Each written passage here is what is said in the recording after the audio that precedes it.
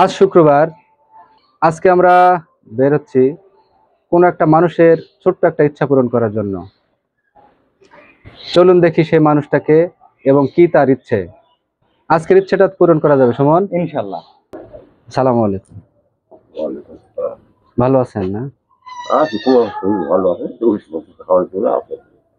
আচ্ছা, অসুস্থ?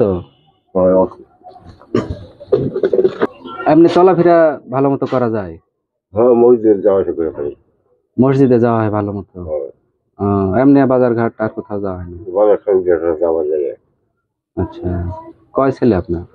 ছেলে তিনটে, জমা জমি কিছু নাই। ও, 3 ছেলে, জমা জমি নাই। আপনার হাতে বাঁশের লাঠি না? একটা বেতের লাঠি আপনার জন্য নিয়ে এসেছি। আপনাকে আমাদের পক্ষ থেকে আজকে শুক্রবার আমাদের জন্য দোয়া করবেন। আপনার জন্য একটা লাঠি দিলাম।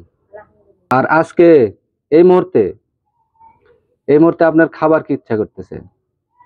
কি খাবার মনে যাচ্ছে? ডাব খাবো। আচ্ছা, ঠিক আছে, তাহলে ডাব খাবেন।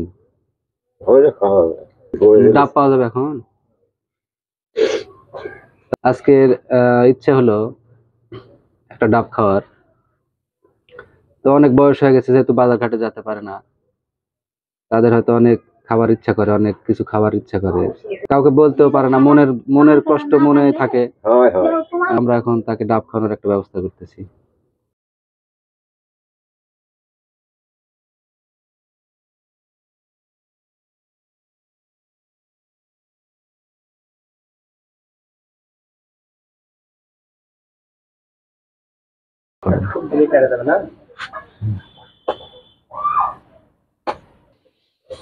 কয়দিনে পড়বে?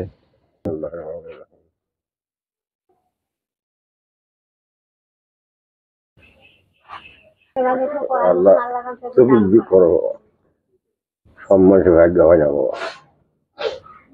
দোয়া করে হাতে ভাই চলতে নেই। আচ্ছা, আমরা ছিলাম মান্দা থানার আমিনগঞ্জ একটা গ্রামে। এই বয়স্ক মানুষের হাতে একটি সম্মানের লাঠি তার হাতে উঠিয়ে দিয়ে গেলাম, এবং সাথে তার সামান্য একটু ইচ্ছা পূরণ করতে পেরে আমরা খুব ধন্য মনে করছি। ইচ্ছাটা সামান্য, কিন্তু তার কাছে হয়তো অনেক বড় একটা ইচ্ছা ছিল। আজকে ডাব খাওয়াতে পেরে আমরাও খুব গর্বিত। তো আপনারা সবাই দোয়া করবেন এবং আমাদের পাশে থাকবেন। ধন্যবাদ সবাইকে।